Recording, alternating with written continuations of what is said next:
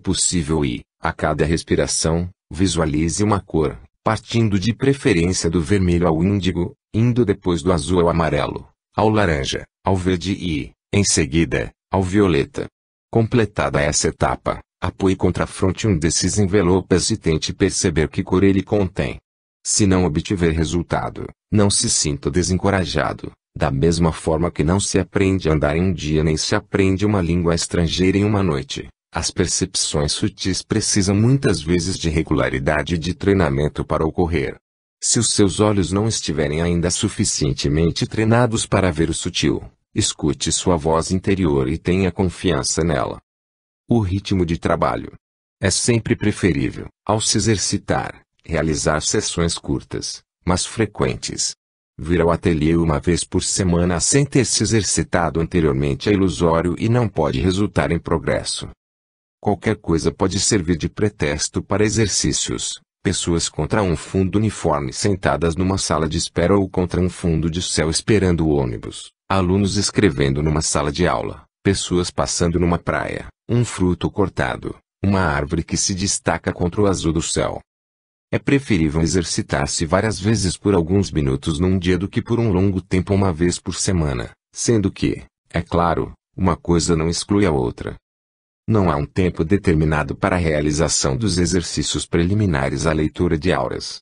Trabalhe no seu ritmo. Saiba, entretanto, que a constância é um dos seus melhores trunfos. Lembro-me de uma época em que tínhamos um grande aquário. A natureza faz bem o que ela tem de fazer e os peixes são, em geral, bons faxineiros. Se um deles morre, os outros não deixam os restos apodrecer. Assim, naquele dia, um de nossos peixes nem bem tinha acabado de morrer e um outro já tinha cortado sua cauda, iniciando desse modo a limpeza do aquário e, ao mesmo tempo, sua refeição. Retiramos o cadáver da água e ali, sobre a folha branca onde o colocamos, apareceu de repente a cauda seccionada. A cauda etérica ainda estava presente.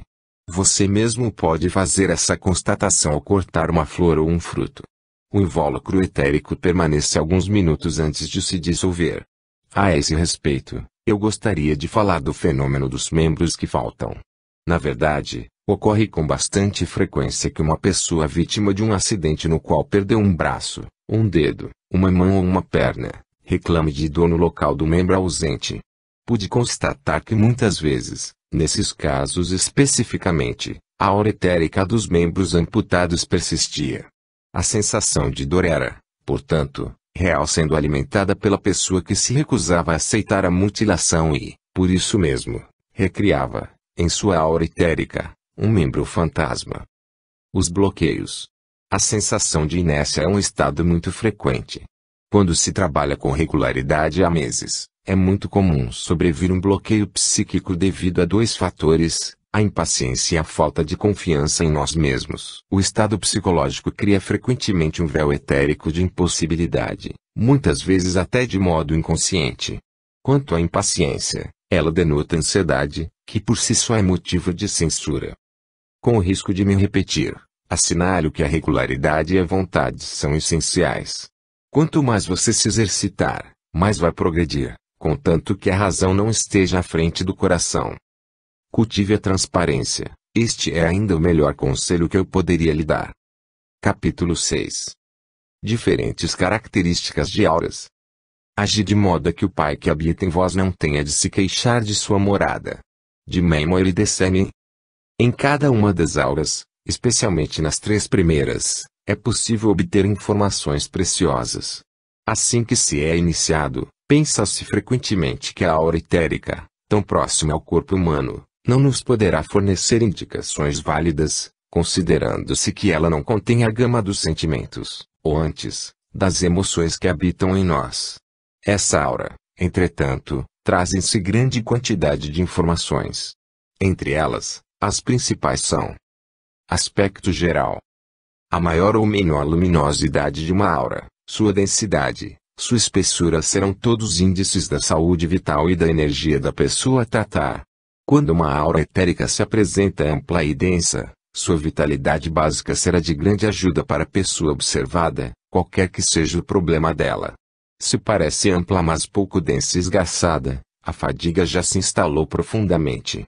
Se é estreita, isso significa que a vitalidade básica, de nascimento, não é muito forte e que a pessoa não poderá apoiar-se nessa força tão pouco desenvolvida. As protuberâncias. Na aura etérica você pode perceber diferentes tipos de protuberâncias. Uma saliência cinza azulada ou prateada indica um acúmulo de prana na região. Uma pessoa que acaba de trabalhar os músculos de forma harmoniosa apresentará esse tipo de protuberância na superfície dessa aura. Um entumecimento ligeiramente cinzento no interior do corpo denota trabalho excessivo ou desarmonioso, sempre no plano físico ou muscular. Se a esse aspecto juntarem-se pequenas manchas ou pequenos filetes, um ácido específico pode estar presente nos tecidos. Uma protuberância totalmente cinzenta indicará uma asfixia dos tecidos por ausência de prana puro. Se o cinza é percorrido por filetes rosa ou vermelhos, pode estar ocorrendo uma ruptura, um entorce, por exemplo. Os vazios. Quando você percebe um vazio na aura etérica, trata-se frequentemente de uma fraqueza, da falta de prana, isto é, da falta de circulação de energia nesse lugar. Um nariz poroso apresentará um vazio no ponto enfraquecido. Quando uma estria vermelha acompanha esse vazio, trata-se geralmente de uma ruptura, de um seccionamento. Nesse caso, será preciso preencher o vazio para encontrar o ponto de origem da estria. As rupturas e as fugas. As rupturas que ocorrem na concha etérica geralmente são acompanhadas de uma fuga de energia. Essa fuga de energia se manifesta essencialmente nas bordas do invólucro etérico e dá a impressão de um pequeno geyser. É sempre mais fácil detectar as fugas e rupturas de perfil, por serem, então, mais visíveis. É essencial que se leve sempre em consideração esses dois elementos, pois são numerosas as fugas no corpo etérico. Elas podem ter múltiplas causas: um corte físico, uma operação mal aceita ou mal feita, um parto violento. A má circulação da energia prânica devido a uma grande emotividade e a má respiração também podem tornar os nadis porosos e ocasionar as fugas. Essas fugas, por mínimas que sejam, em razão de seu número e importância, acarretam grandes fadigas e diversas perturbações que desapareceriam mais rapidamente se a energia não pudesse escapar com tanta facilidade. Essas fugas costumam ter origem nos chakras secundários, especialmente nos dos ombros, razão pela qual muitas pessoas têm a sensação de carregar o mundo nas costas. Isso leva a uma limitação da respiração, resultando em má irrigação dos nadis e, como consequência, em fuga de energia no nível dos chakras secundários de cada ombro. Pequenas vagas ondulações. Às vezes, você pode perceber contornos vagos, ondulados, em todo o corpo etérico ou em parte dele. Uma impressão de instabilidade no contorno do corpo etérico, como, por exemplo, uma nuvem de vapor, pode indicar problemas. Nesse caso, você quase sempre pode considerar que existe um problema de alimentação, no plano sutil, da região do corpo que apresenta esse sintoma. Isso remete a uma perturbação dos nadis. Essa parte do corpo começa a se desvitalizar, havendo então necessidade de se determinar o bloqueio ou a poluição. Uma aura dilatada, mas pouco densa e enivoada, indica cansaço presente no plano sutil e que não demorará a aparecer no corpo físico. Rede vermelha. Em certas ocasiões, pode ocorrer o aparecimento de uma rede de malhas vermelhas no local preciso do corpo observado. Nos intestinos, por exemplo. Trata-se, nesse caso, da indicação de um problema de ordem viral ao qual será preciso dar toda a atenção. Raios. Se você percebe um raio de um branco prateado no nível do mamilo, você estará, muito provavelmente, diante de uma mulher que amamenta. Se esse raio é espesso, cinza, e pulsa no nível do seio, pode estar simplesmente indicando a presença de nódulos ou perturbações secundárias da glândula. Por outro lado, se você visualiza uma mancha cinza na parte externa do corpo, pode tratar-se de um câncer de mama. Quanto maior a gravidade do mal, quanto mais avançado ele estiver, mais as cores tenderão a escurecer. É justamente nesse momento que se deve tomar as medidas preventivas necessárias, pois o câncer ainda não se manifestou no corpo físico. Encontrar a forma pensamento que lhe dá origem pode ajudar muito a bloquear o tumor, a impedir que ele continue sendo alimentado. Se as manchas são nitidamente escuras e têm a aparência de aranhas, com numerosas extensões, o câncer está bem avançado. Provavelmente, a pessoa já terá conhecimento de sua doença e deverá estar submetendo-se a um tratamento. O conhecimento das causas do problema permite cortar, no plano sutil, se o doente assim o desejar, a raiz do mal. E isso constitui uma ajuda considerável no processo de cura. Os nadis. Os nadis, ou nervos sutis, são visíveis ao longo dos grandes eixos, as pernas, o tórax e o canal central. Pode-se percebê-los, às vezes, empontilhado. Se isso acontece no nível das pernas, ocorrência frequente entre pessoas e quem falta o contato com a terra, é também sinal de que ela perdeu a ligação com suas raízes, com o concreto. No plano da alma, os que optam por uma conduta espiritual nem sempre têm um porto onde ancorar devido justamente às preocupações de ordem espiritual. Quando os nadis são fracos ao nível das pernas, o ser propõe uma contrapartida, uma expansão da aura astral e mental no alto do corpo e da cabeça, em forma de ampola. O fato de todos os nadis do corpo se apresentarem empontilhado é sinal de hipertensão arterial, provocada, muitas vezes, por grande nervosismo ou grande ansiedade. Formas da aura. A forma de uma aura, seus contornos, sua intensidade, são reveladores de múltiplas características. Não se deve atribuir às cores um significado em si mesmas, pois se elas correspondem a um estado de ser, a forma e a intensidade da aura revelam a atitude geral da pessoa perante a própria vida. A aura pode se mostrar encolhida em torno do ser ou, ao contrário, expandida ou dilatada.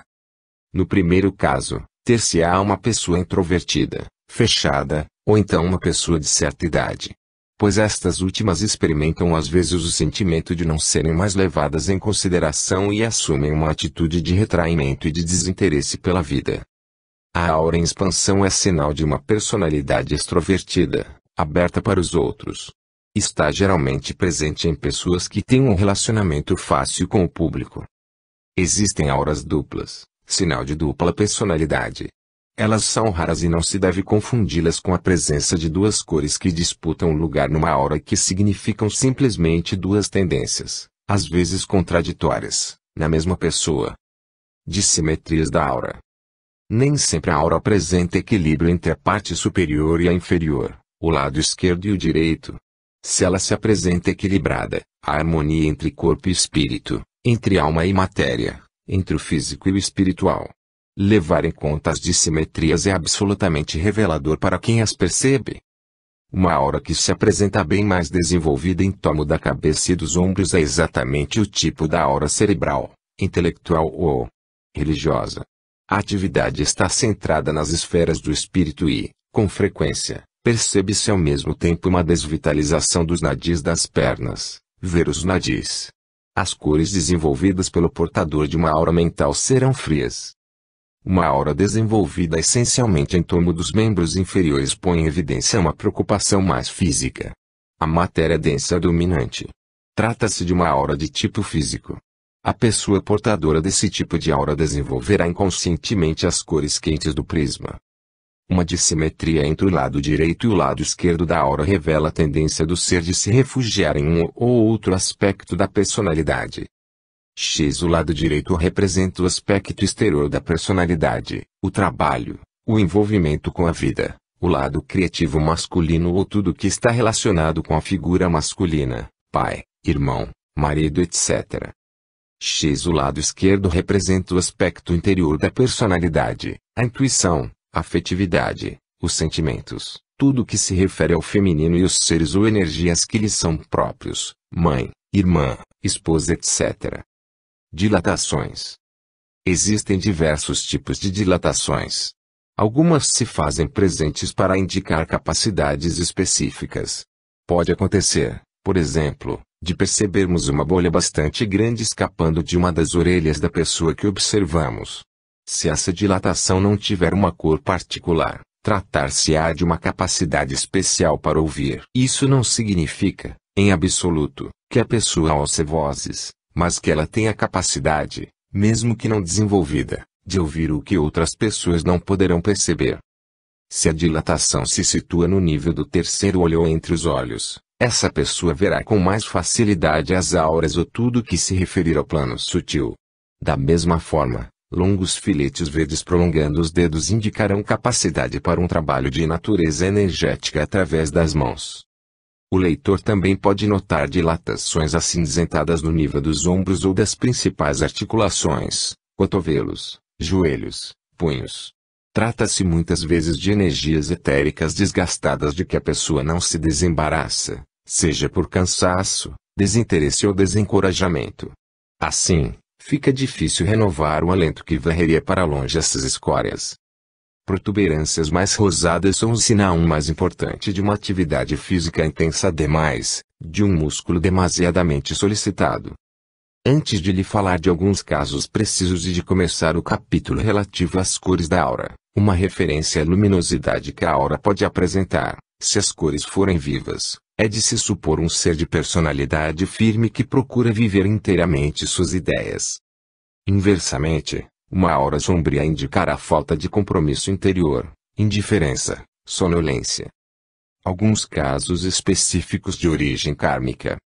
Agora, eu gostaria de relatar para você 3 leituras de auras feitas por nós e que poderão ajudá-lo a compreender melhor o que se vê e o acontece durante esses momentos semelhantes a encruzilhadas. Primeiro caso. Era primavera e estávamos num país vizinho para uma série de conferências quando uma pessoa nos pediu para ajudá-la fazendo a leitura de auras. Ela sofria de obesidade, de crises violentas de cólera e não suportava ou suportava mal a luz do dia. Vivia, por isso, numa casa cujas venezianas ficavam permanentemente fechadas. Fomos à sua casa, explicando-lhe antes as condições práticas de que tínhamos necessidade. Como de hábito, falamos sobre vários assuntos para mais facilmente entrar em comunhão com suas energias. Foi então que ela nos confessou que tinha forte impressão de ter sido torturada pelos inquisidores da Idade Média e que essa ideia a perseguia frequentemente. Depois ela nos mostrou um diploma na parede. Refletimos sobre sua vida presente, em que a espiritualidade e a violência caminhavam de modo estranho lado a lado. Seu interesse pelas grandes tradições espirituais era evidente, entretanto, a violência e o assassinato tinham feito parte da primeira fase de sua vida atual. Olhávamos o diploma e a parede com um olhar vago quando sobreveio um fato estranho. O diploma desvaneceu diante de nossos olhos. A própria parede desapareceu e presenciamos o desenrolar da seguinte cena. Um subterrâneo, escadas, uma atmosfera digna de filmes de horror. Havia ali um monge, obeso, na sombra. Instrumentos de tortura instalados aqui, ali, acolá. Ele ordenava os suplícios com toda a autoridade dos monges inquisidores. A leitura de auras, que dessa vez mostrou ser uma leitura de vida, explicava-nos o inexprimível e fazia-nos compreender o porquê da situação. Entretanto, era muito cedo para anunciá-lo à pessoa que estava diante de nós e que se considerava vítima e não carrasco, o que acontece frequentemente quando a culpa é grande demais para ser suportada. Entretanto, essa explicação que nos foi apresentada iria permitir que nós a consolássemos um pouco, dando-lhe pistas que, tivesse ela força e determinação para segui-las, iriam permitir-lhe ir adiante até chegar o momento em que pudesse entender e aceitar. Tivemos alguns casos análogos com pessoas anorésticas.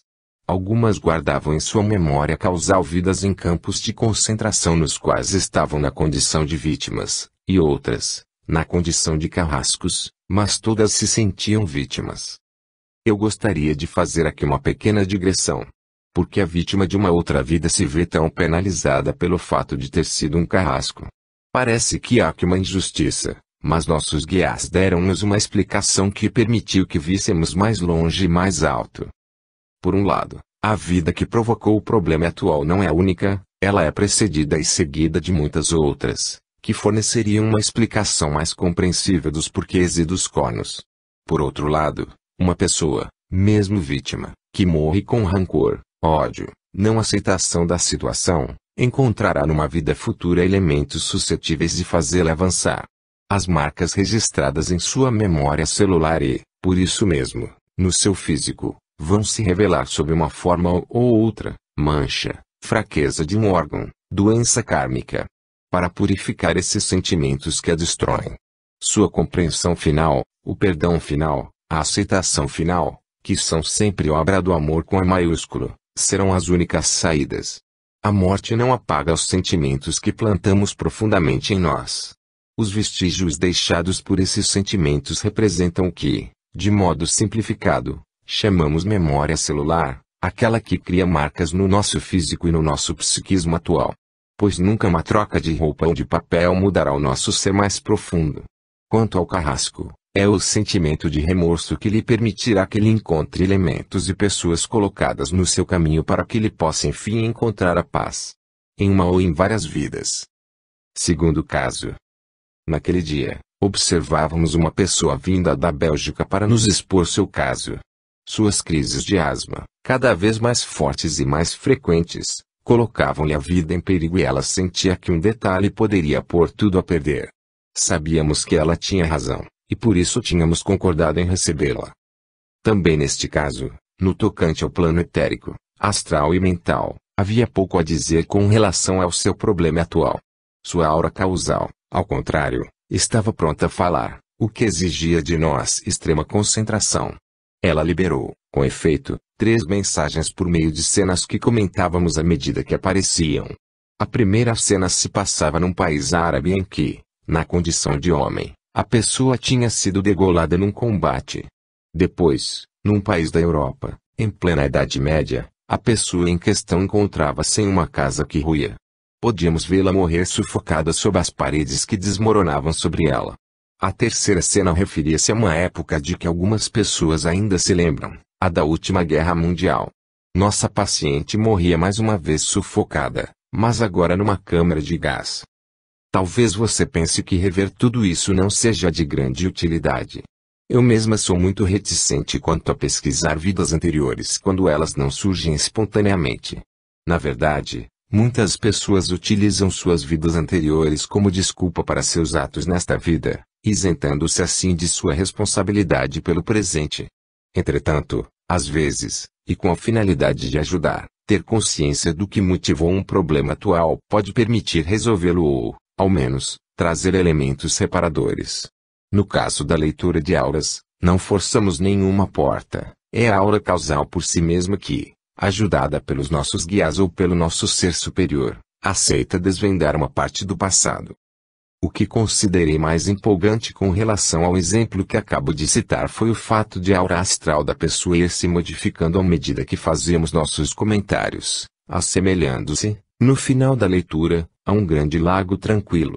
Algum tempo depois, essa pessoa fez a gentileza de nos mandar notícias. Todas as suas crises de asma haviam desaparecido. No caso de doenças kármicas, relacionadas, portanto, com vidas anteriores, é muito difícil saber que elementos vão saná-las. É certo, porém, que quando a pessoa aprendeu o que tinha para aprender e resolveu o que ela se havia proposto como objetivo, a doença não tem mais utilidade e então pode desaparecer. É preciso, ainda, que a mulher ou homem portador dessa enfermidade queira realmente eliminá-la. O terceiro caso. O terceiro caso que eu gostaria de descrever vai também nessa direção. Uma amiga veio um dia nos procurar com o seguinte problema. Ela tinha acabado de passar por uma cirurgia no abdômen e queria saber se estava tudo em ordem. Eis a sua história atual. Desde a adolescência, tinha um ventre duplo que se assemelhava a um feto e que ninguém jamais quis operar pois a região era considerada de grande risco. Nesse meio tempo ela havia adotado uma criança que, na ocasião em que nos procurou, já era um belo adolescente. Feita a leitura, tudo parecia estar bem. A operação tinha sido um sucesso e não havia nenhuma fuga de energia visível na região operada. Foi então que, ainda desta vez, a aura causal desvendou seu segredo. A cena em que se desenrolava aos nossos olhos não faltava o lado picante. Uma mulher procurava seduzir marinheiros num bar. Um deles, deixando-se levar, mas pouco inclinado a maneiras delicadas, arrastou à noite e violou-a. Grávida, essa mulher abortou. Outra cena apareceu. O fato acontecia alguns anos depois. A mulher estava morrendo e percebia-se nos seus pensamentos o remorso de não ter tido a criança. Esse remorso constituía a origem do que ela tinha de purificar na vida presente e o feto de carne que ela carregava no ventre era o resultado disso. Outras imagens sucederam-se rapidamente e compreendemos que a criança adotada tinha sido aquela recusada anteriormente. Ela tinha, portanto, através de sua própria vida, sem ter consciência disso, resolvido que a linha feito vir até nós, e a cirurgia, por fim, havia completado o processo de cura. Foi então que, diante de nossos olhos, aconteceu um fato belíssimo. Ao final de nossos comentários, a imagem do feto, que se mantinha ainda em forma pensamento em torno dela, postou-se à altura do seu chakra do coração e, num movimento de grande beleza, deixou-se absorver, como para nos dizer, através do amor, tudo ficou resolvido. Só estava faltando, portanto, a conscientização dos fatos para que tudo efetivamente fosse apagado. Esse momento me emocionou e trouxe-me uma certeza, a de que não há como perder os entroncamentos de nossas vidas. Pode-se, é certo, deixá-los para trás, pegar atalhos, mas perdê-los, nunca. Por isso não é preciso saber, conhecer, e nesse sentido eu era tranquilizada por todos os que, inquietos, não cessavam de me perguntar, como saber se eu não vou me enganar, se vou fazer aquilo para que eu vim. Mesmo um erro faz parte do caminho. Crescer não é ir o mais rápido possível de um ponto a outro, porque o caminho também faz parte do objetivo.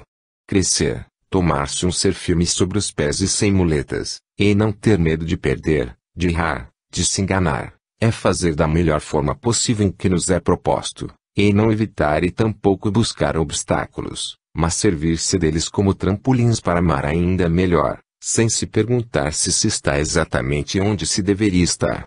Não há lugar ou tempo definido para se chegar a um hipotético fim. Existe um fim.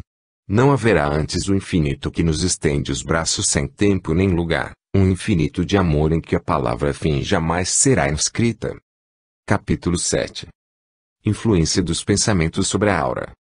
Se estás doente, procura saber primeiro o que fizeste para estar assim. Hipócrates. Considero este capítulo de extrema importância, pois ele pode levar à compreensão de como nascem as doenças e de como o que hoje nos parece insignificante pode influenciar enormemente nossa vida e nossa saúde. A doença é, para mim, depois de múltiplas constatações e observações, uma desarmonia entre nossos diferentes corpos e, especialmente, entre nossa maneira de pensar, de dizer e de agir. Claudia Rainville, em seu excelente livro intitulado La Méta-Médecine, oferece-nos um leque absolutamente realista das múltiplas causas das doenças. Apresento-lhe aqui um apanhado delas. A doença pode ser o resultado de um conjunto de emoções acumuladas. Ela pode ser a desculpa para deixar de realizar uma atividade de que não se gosta ou para dizer não quando a pessoa não se sente capaz de realizá-la. É também uma forma de fugir de uma situação para a qual não se vê uma solução. Uma forma de chamar a atenção das pessoas que se ama. Ela é, às vezes, um mecanismo de sobrevivência ligado à dor de viver. Ela pode ser um meio de culpar a pessoa que se acredita ser responsável pelo sofrimento experimentado. E, na mesma ordem de ideias, um meio de alimentar rancor contra essa pessoa. Acrescentarei, por fim, que ela pode ter origem numa vida anterior. Qualquer que seja a causa, porém, as formas pensamento criadas por uma ou outra dessas situações continuarão seu trabalho de solapamento, que se manifestará, em prazo mais ou menos longo, em nosso organismo físico e em nosso psiquismo. Eu gostaria então de dar algumas informações mais precisas sobre essas formas pensamento mencionadas no capítulo anterior. Como caracterizar uma forma pensamento? Trata-se obviamente de um pensamento, mas de ordem bem específica. A forma pensamento retira sua força do caráter repetitivo de sua emissão antes de passar a informação específica ao chakra correspondente. Este transmitirá a mensagem ao órgão por ele regido. Um exemplo, uma forma pensamento de cólera envia sua mensagem ao terceiro chakra, pois se trata de uma emoção, que vai retransmiti-la à vesícula, seguir-se-ão possíveis náuseas, dores de cabeça e, mais tarde, impurezas e cálculos na vesícula. Nossas inúmeras saídas fora do corpo permitiram-nos seguir a surpreendente viagem de um pensamento e eu gostaria de apresentá-la aqui para que você possa conhecer seu itinerário antes de ele se tornar uma forma pensamento. Desde que um pensamento seja emitido com força, seja ele de alegria, de amor, de cólera, de raiva ou de medo, o processo é sempre o mesmo. Quanto maior a força que o emite, mais rapidamente ele atravessará as diferentes auras, mais ou menos como um raio risca o céu escuro e nebuloso. Se essa emissão é clara, bonita e luminosa, reforçará as zonas atravessadas e as consolidará. Se, pelo contrário, o pensamento é sombrio, pesado, abrirá brechas nas diferentes auras, fragilizando-as. Essa é uma primeira etapa na ação das formas pensamento. No caso de pensamentos de baixa vibração, uma parte deles permanecerá ao redor da pessoa que os gerou, nutrindo assim criaturas do éter, ávidas de energias de medo, de cólera, de violência ou de outro sentimento semelhante. Pouco a pouco, essas criaturas farão parte da existência da pessoa e um círculo vicioso se instalará entre eles. Ficarão pairando na periferia do corpo físico de sua presa, de quem, pela sua presença, diminuirão a resistência, deixando aberta a porta para uma série de males. Se os pensamentos forem de natureza elevada, reforçarão as cores da aura por meio de um brilho especial que iluminará, a partir do interior, o ser que os emitiu. Algumas vezes somos atraídos por pessoas que não têm nada de muito especial, porém cuja emanação, que não percebemos mas sentimos, é infinitamente atraente. Assim como acontece com as formas pensamento de baixa vibração, esses pensamentos vão atrair outros como poderosos ímãs, e quanto mais uma pessoa emitir amor, alegria, confiança, mais fácil será para ela viver essa condição de ser luminoso, pois seus corpos sutis serão nutridos permanentemente por essa fonte de comunicação. Ao mesmo tempo, uma parte desses pensamentos viajará para bem longe de seu emissor. Esses pensamentos vão então encontrar um receptáculo chamado, em certas tradições, egrégora. Existe uma egrégora específica para cada tipo de pensamento emitido. Pensamentos de cólera ou de raiva, por exemplo, encontrarão uma egrégora do mesmo tipo, enquanto os pensamentos de alegria ou de amor serão atraídos pela egrégora correspondente. Esse receptáculo, que não tem existência própria, vive apenas em função dos pensamentos que o compõem, mas sua ação é extremamente importante e eu espero poder fazê-lo ver isso claramente. Na verdade, se você enviar um pensamento de desinteresse ou de desencorajamento, a egrégora que o receber e se nutrir dele imediatamente vai ser atraída por outras pessoas que, tendo empreendido uma ação em outro ponto do planeta, se sentem desencorajadas. A egrégora vai reforçar esse desencorajamento ou esse desinteresse. Do mesmo modo, pensamentos límpidos, refletindo amor, alegria, esperança e ternura, comunicarão um impulso a todos os que tentam trabalhar nesse sentido. Tudo o que você fizer e pensar com amor irá alimentar o amor e dinamizará os que tentam instaurar mais humanidade. Assim sendo, podemos compreender como estamos ligados a cada ser deste planeta, como em parte somos responsáveis pelo que acontece, como somos os criadores e os pais de nossos pensamentos e como eles são importantes. Não devemos com isso sentir-nos culpados, pois o medo, assim como a culpa, nunca fez uma pessoa ou uma situação avançar ou evoluir, mas devemos ter consciência de nosso poder de ação.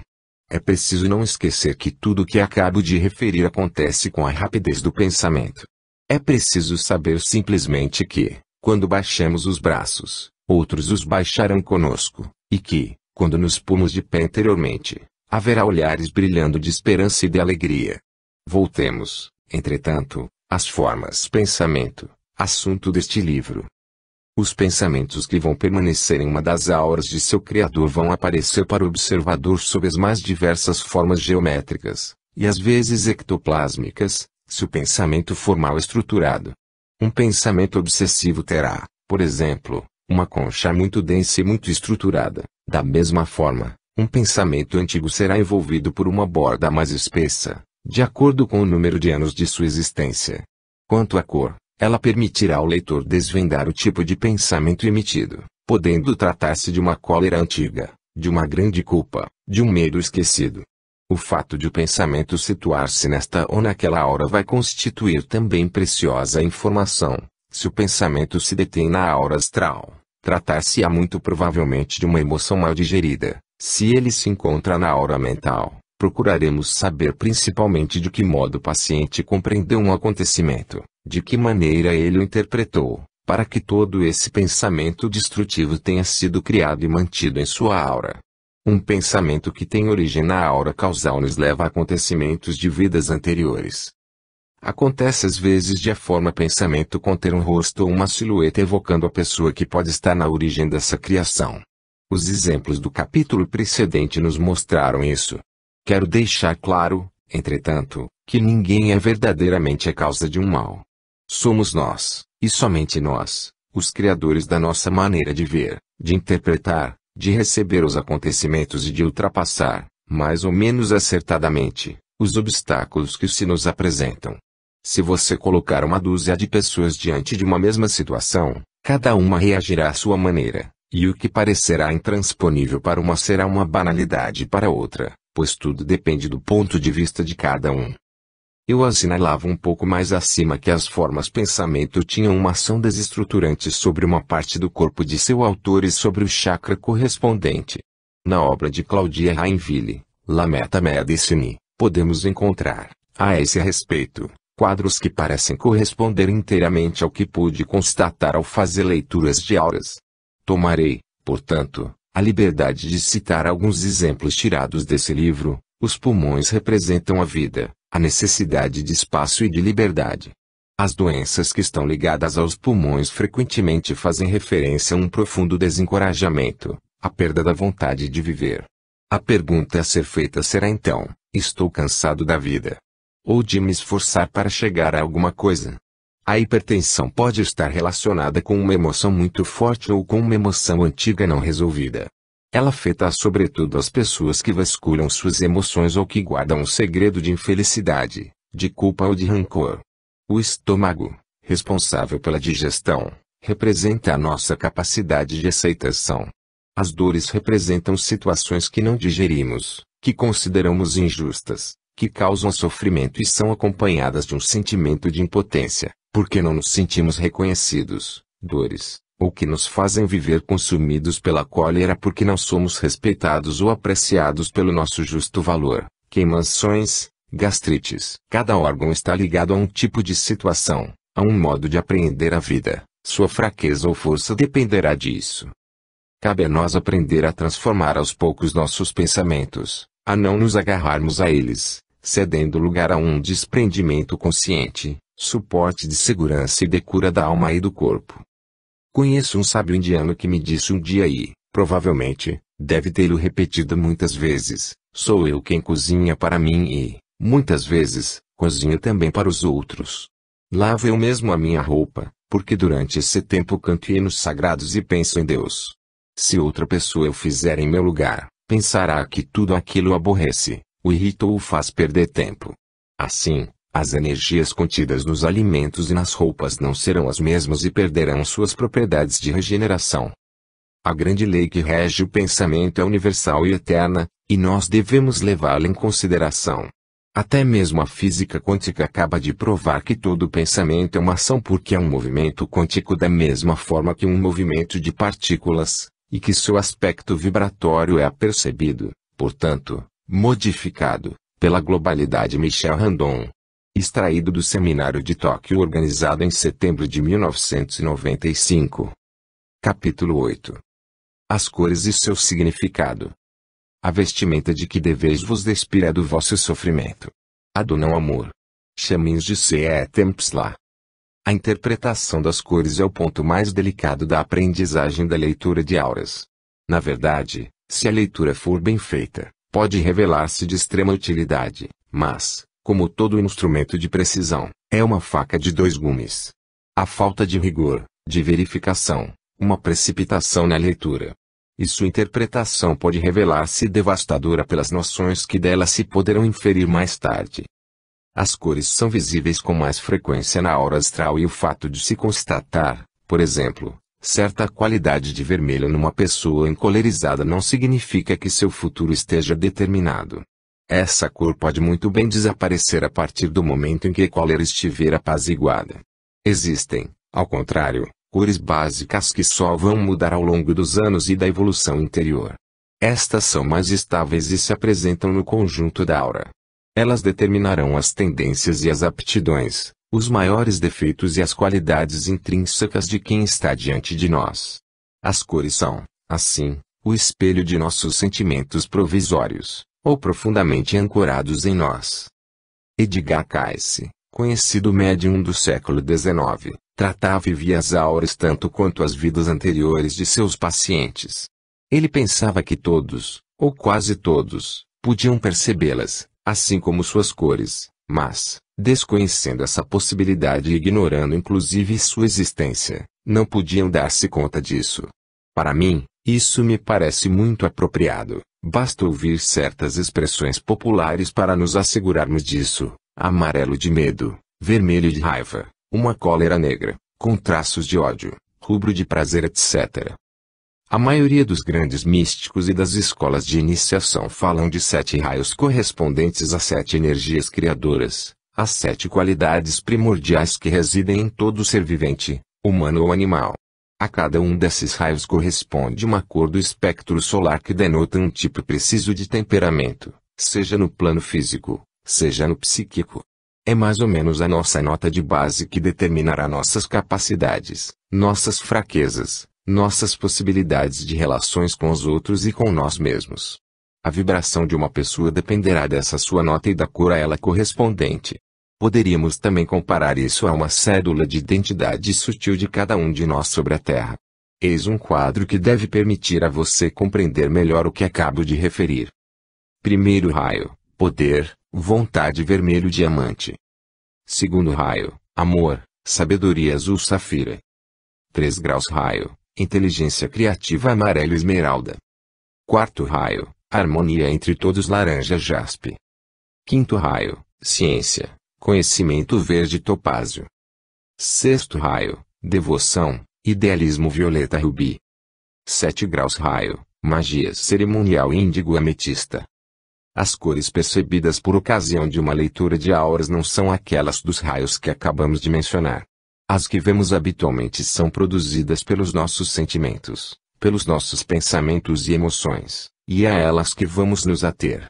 A interpretação das cores deve ser bastante matizada, pois cada uma delas comporta um número incalculável de tons, do que constituem indícios que não se deve negligenciar. Infelizmente não é possível apresentar aqui o significado de cada nuance. Veremos, entretanto, as cores mais frequentes e seus principais significados. As cores. Elas são essencialmente uma qualidade específica da aura astral. Com exceção da tonalidade de base que afeta cada irradiação emocional e que sugere o temperamento inicial de uma pessoa, estão em constante evolução e circulam por toda a superfície desse invólucro. Elas criam, às vezes, turbilhões, volutas, nuvens que estacionam, seja sobre um órgão, seja no contorno da cabeça, indicando assim estados de alma ou de saúde mais ou menos passageiros. As indicações que fazemos sobre as cores apresentadas a seguir não são de modo algum exaustivas. Na verdade, cada uma delas propõe um campo de investigação considerável em virtude da infinidade de nuances de que se pode revestir. Essa razão porque é preciso sempre evitar dizer, tal tonalidade significa tal coisa. Querer simplificar ao extremo resultará, às vezes, em contrassensos. É preciso assinalar também a inexistência de cores negativas em si mesmas. Cada uma revela qualidades e os defeitos dessas qualidades. Assim, tudo vai depender da nuance de uma tonalidade e do seu estado de limpidez. O vermelho. De todas as cores, o vermelho é, provavelmente, a cor que pode prestar-se mais facilmente a interpretações incorretas. De um modo geral, o vermelho vivo é sinal de dinamismo. Ele é encontrado frequentemente disposto em zonas vaporosas ou em faixas largas em torno da cabeça.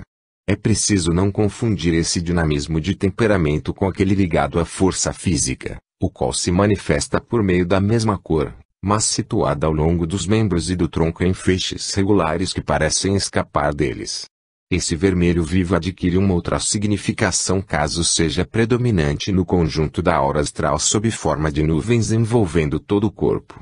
Nesse caso, é sinal de uma personalidade exuberante, a ponto de poder se esgotar sem conseguir canalizar sua energia, uma personalidade que pode, também, com suas mudanças bruscas de humor, indispor os que a cercam, sobretudo se a tonalidade apresentar feixes desiguais na região do crânio. Forma-se, às vezes, em direção ao exterior do invólucro emocional, uma miríade de centelhas de um vermelho muito vivo. Essa nuance é sinal de ansiedade. Se o mesmo fenômeno, entretanto, se produzir pondo em evidência um vermelho muito mais fraco, mais rosado, você terá aí um indício do nervosismo da pessoa que está atendendo. Um vermelho carmim, sempre vivo, porém mais escuro que o primeiro vermelho a que nos referimos, revela capacidades de comando, latentes, se sob a forma de brumas na parte superior do corpo, já em ação, se sob a forma de verdadeiros raios luminosos. Uma superabundância desse vermelho na aura astral denota, pode-se bem imaginar, uma autoridade abusiva e, caso alguns leves traços cinza venham a se misturar a ele, uma autoridade despótica. Um vermelho bem escuro, presente principalmente na fronte de cada lado da nuca, põe em evidência, em todos os casos, a cólera, evidenciando impulsos de violência quando os mesmos traços cinza vêm se juntar a ele. É impressionante notar como a própria irradiação etérica acaba sendo afetada, diminuída às vezes, numa zona bem determinada do corpo. Assim, um excesso de cólera pode criar uma verdadeira brecha na aura etérica, resultando em fuga de energia capaz de provocar uma perturbação física.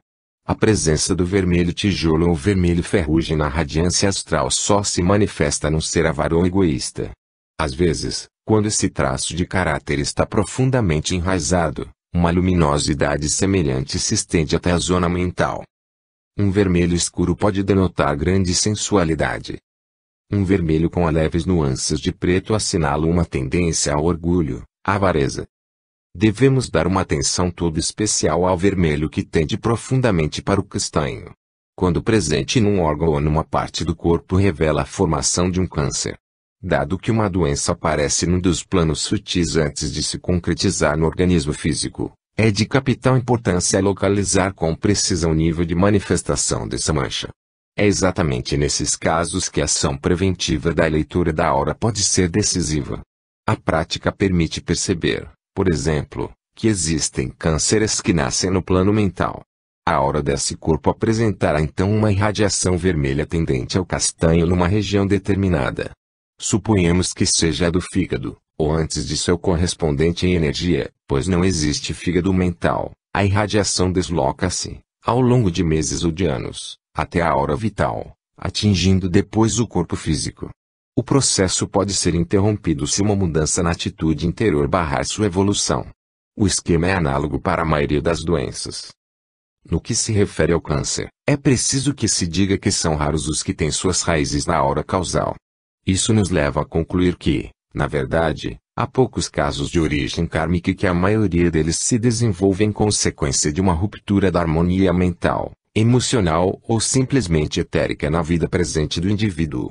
É inútil dizer que é preciso manter-se vigilante ao extremo no que se refere à justeza de avaliação e de detecção dessas manchas de um vermelho acastanhado. Essa atitude é tanto mais justificável se considerarmos que uma zona luminosa vermelho-carmim, situada com precisão sobre um órgão, assinala simplesmente uma infecção e que um vermelho rosado é indício de ulceração. Acompanhado de faixas verdes, um vermelho vivo põe em evidência um desejo de contatos construtivos com os outros e a vontade de ir direto ao objetivo, sem ficar dando voltas. Quanto ao vermelho esmaecido, próximo do rosa, ao aparecer misturado a flocos amarelo claros, indica a necessidade de atrair e de agradar. Percorrida por riscas de um vermelho muito vivo, essa tonalidade expressa orgulho. Embora o conjunto das observações relativas à cor vermelha deixe uma impressão geral um tanto negativa, não há por que concluir que se deva eliminá-la de uma aura. Bem dirigido, purificado, o dinamismo veiculado por essa vibração é indispensável num ser equilibrado. O azul. Eis uma cor que, de imediato, evoca mais paz que a precedente. O azul celeste, se for vivo, significa sempre grande honestidade, temperamento agradável e admirável sinceridade. É a cor do idealismo, da devoção voltada para a espiritualidade. Isso se manifesta particularmente quando ele constitui a tonalidade básica de uma aura astral ou, pelo menos, quando ocupa a sua parte superior.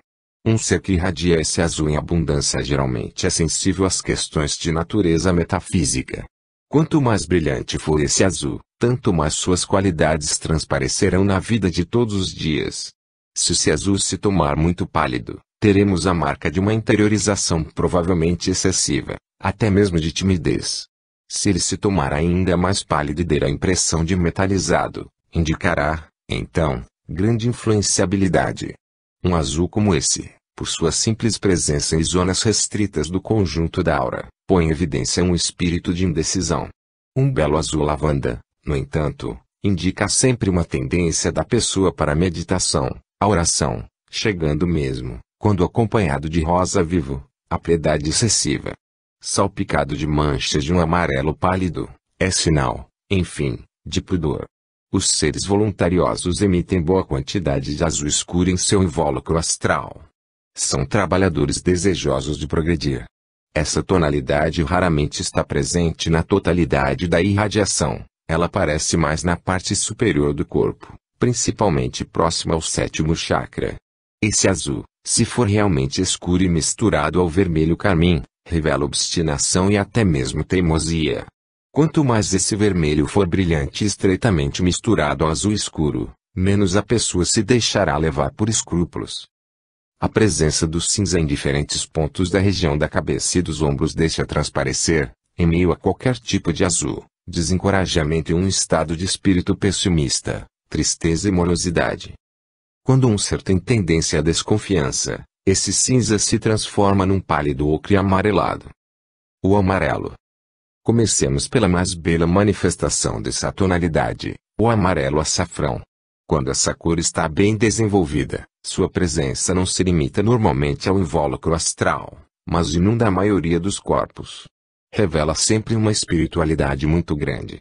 Não se trata aqui de uma espiritualidade que qualificaríamos de etérea, mas, ao contrário, de um ideal luminoso que encontra seu equilíbrio e sua concretização em meio aos tumultos deste mundo.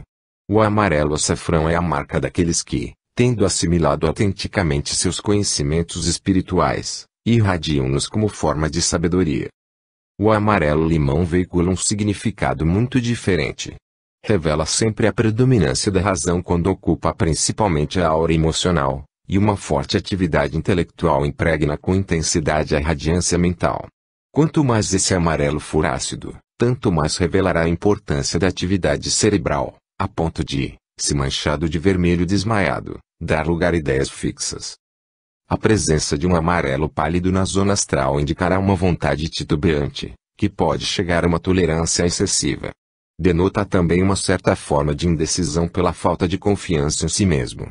Quando chamas cor de ferrugem vem misturar-se a ele, é sinal de um espírito excessivamente oportunista, chegando, por vezes, à vilania. Poluído por massas marrom claras e verde caque, esse amarelo desmaiado revela um estado de ser totalmente voltado para o materialismo. A presença crescente do verde caque na aura astral reflete a baixeza das preocupações e também um certo egocentrismo. Se esse amarelo vier a ser percorrido por nervuras cinza escura e ferrugem, a alma que o emite será, infelizmente, pouco digna de confiança. Ela dará provas de extrema versatilidade e sua aparente diplomacia poderá esconder uma tendência à mentira. Para concluir, você perceberá facilmente que qualquer aura emite, geralmente na região da cabeça, uma nuvem luminosa de um amarelo médio. É a simples manifestação da atividade cerebral. Uma experiência absolutamente curiosa consiste em poder contemplar a aura de um ser absorto na preparação para um exame. Constata-se então que essa mesma nuvem amarela toma proporções extraordinárias e que se torna extremamente viva pelo espargimento, em todos os sentidos, de pequenas centelhas brancas ou de um amarelo vivo. Trata-se da superatividade da aura mental que, assim expandida, pode tomar difícil a leitura dos outros invólucros. É na superfície da aura mental que as formas pensamentos se concretizam. O verde. O verde límpido e vivo é uma tonalidade que se nota com frequência crescente nos seres que, tendo empreendido nesta vida um caminho interior muito claro, se abriram aos outros. De um ponto de vista global, um belo verde maçã é sinal de doação ao outro. Essa doação toma, evidentemente, as formas mais diversas, Pode ser pela prática da medicina ou de profissões paramédicas ou, ainda, pelo ensino. Esse mesmo verde indica também necessidade e procura de autenticidade, busca assim ser da beleza, se grandes zonas da cor azul celeste vierem a misturar-se a ele. Será preciso estar muito atento à presença de um verde brilhante ao longo dos braços e na ponta dos dedos. Esse detalhe marca, com efeito, uma predisposição natural para o magnetismo e os tratamentos por imposição das mãos. As mãos etéricas ou astrais verdes são purificadoras e reenergizantes. Fica assim bastante claro o surgimento da expressão ter o dedo verde no setor de jardinagem. Salpicado de um azul muito vivo, esse mesmo verde revelará qualidades de coragem, chegando até ao sacrifício no caso de o azul adquirir acentos claramente cintilantes. Quando o verde adquire reverberações semelhantes às da esmeralda, seu emissor tem grandes dons de terapeuta, tanto no plano do corpo material como no da alma. Trata-se realmente de um verdadeiro médico, no sentido nobre do termo, que significa que ele é ao mesmo tempo um pouco padre, pois age através da noção do sagrado nele impressa. Essa medicina, sendo também a das almas, pode, em caso extremo, manifestar-se simplesmente pelo verbo enquanto bálsamo reparador. O verde pálido misturado ao amarelo esmaecido e ao ferrugem situa-se num registro absolutamente diferente de ideias, pois indica tendências e hipocrisia, a fraude.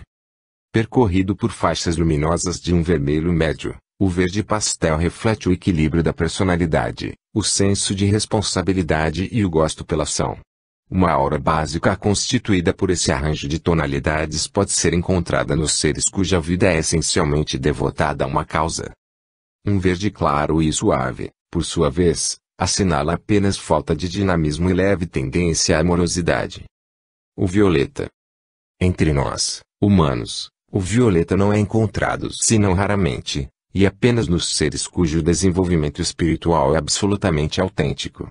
Quando ele ocupa, vivamente, a maior parte da aura, constituindo assim a sua base, assinala claramente um misticismo cuja força ultrapassa as contingências cotidianas. Seu significado e o do amarelo açafrão aproximam-se muito, entretanto, ele indica sobretudo uma tendência clara para a meditação e a prece e um afastamento em relação aos assuntos mundanos. Na grande maioria dos casos, esse violeta vivo não se irradia senão por zonas ou por feixes bem delimitados. Ele atesta, desse modo, o aspecto mais ou menos secreto de uma personalidade que, evidentemente, não se limita apenas ao misticismo. Quando muito intenso e salpicado de amarelo, o violeta sugere uma forma de intelectualismo do espírito. Quando essas duas tonalidades são particularmente brilhantes, elas denotam um profundo interesse pelo ocultismo. O violeta pálido e o lilás revelam simplesmente um interesse pelos problemas religiosos ou, de modo mais geral, metafísicos. Entremeado de azul, o violeta tendente ao lilás indica uma verdadeira busca de pureza. É também sinal de um caráter afável.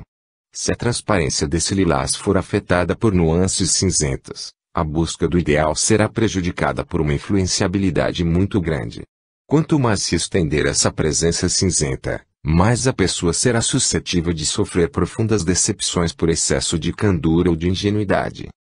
Um violeta médio, cinzento, percorrido por nuances rosa, aparece na aura astral dos homens que ostentam uma falsa devoção, assim como daqueles cuja capacidade de abstração se limita ao que, de um modo ou de outro, pode lhes proporcionar certo proveito. O laranja.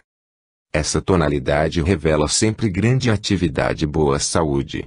Pode ser encontrada no conjunto da aura, prova de prática constante de generosidade, ou simplesmente próxima à superfície de um membro que acaba de completar, dinamicamente sem esforços exaustivos, uma ação física. De modo mais geral, o laranja é a cor da boa vontade ativa e da lealdade. É o sinal de uma espiritualidade concreta na vida cotidiana e de uma forte personalidade. A presença, por pequena que seja, de um amarelo pálido ligeiramente sujo indica uma generosidade um tanto calculada, não totalmente desinteressada. Se esse amarelo adquirir fortes nuances ocre e ferrugem e se desenvolver em certos pontos no meio do alaranjado, é de se esperar uma certa preguiça. Por fim, um verde garrafa bem escuro caracteriza, nesse contexto laranja, a emanação de um estado de alma rancoroso e sem delicadeza ao qual se juntam orgulho, ambição e egoísmo. O rosa. Sua presença na aura emocional é sempre sinal de falta de maturidade e também de uma necessidade quase vital de jogo. Consequentemente, é uma cor que é encontrada em abundância na concha áurica das crianças e também dos adolescentes. No decorrer de uma refeição muito alegre ou simplesmente durante uma conversa divertida, entrecortada de brincadeiras, os invólucros astrais geralmente emitem com força essa tonalidade.